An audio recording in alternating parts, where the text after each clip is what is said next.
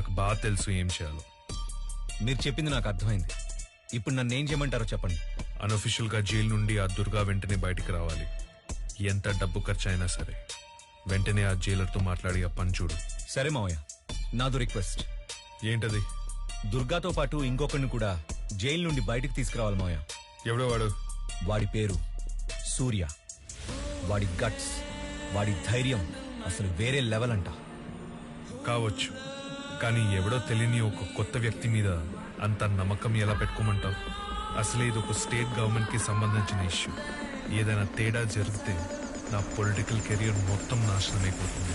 నన్ను నమ్మండి మావయ్య, మన గవర్నమెంట్ పడిపోకుండా ఉండాలంటే ఈ ఆపరేషన్ లో దుర్గా కన్నా వాడే యాక్టివ్ గా పనిచేయగలడు.